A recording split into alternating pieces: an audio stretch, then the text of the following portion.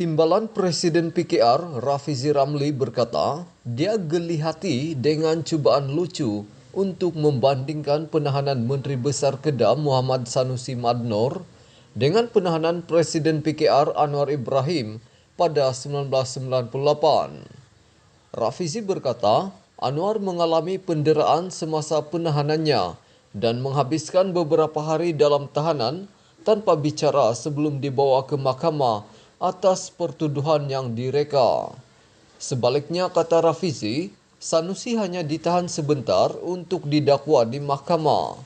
Sanusi ketika ini jejaka Malaya paling glamour terkenal, tetapi beliau tak masuk lokap pun, yang beliau hanya ditahan dan didakwa, tetapi ada yang nak disamakan apa yang berlaku terhadap Sanusi dengan Anwar masa 1998 dulu.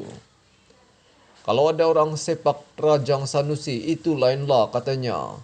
Ini nasib baik beliau kena tahan dan dakwa je, tapi kecoh. Kononnya orang-orang dalam kerajaan perpaduan ni takut dengan Muhammad Sanusi sampai beliau kena tangkap pukul 3 pagi katanya. Seperti dipetik BH Online ketika berceramah pada Majlis Jelajah Madani di seberang perai Pulau Pinang malam tadi.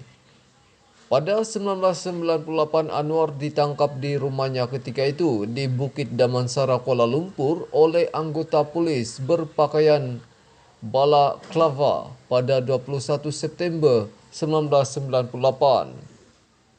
Dia dihadapkan ke mahkamah seminggu kemudian dengan mata hitam.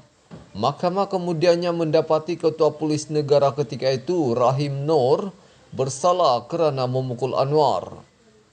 Rafizi berkata sebaliknya, Sanusi sekadar ditahan di sebuah pangsapuri sewa di Kuala Lumpur pada pagi Selasa dan didakwa kerana membuat kenyataan berbaur hasutan kira-kira 5 jam kemudian.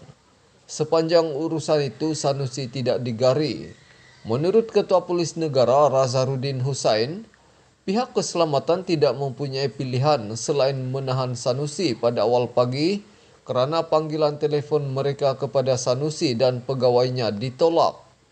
Memandangkan Sanusi dijadualkan didakwa semalam, Razarudin berkata penahanan itu bagi memastikan kehadirannya di mahkamah.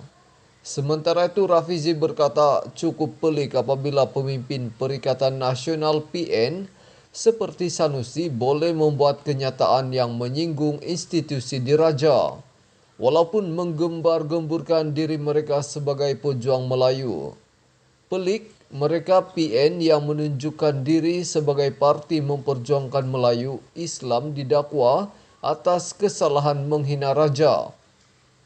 Kalau saya yang kata macam tu memperlekehkan Sultan, mesti pas dah keluar berarak atas jalan hingga memerlukan saya kena masuk gua kerana takut untuk keluar. Saya nasihatkan lagi, kalau dia Muhammad Sanusi rasa dan nak jadi hebat, kacau, langgar itu ini tak ada masalah, tapi kena bersedia terima akibatnya, katanya.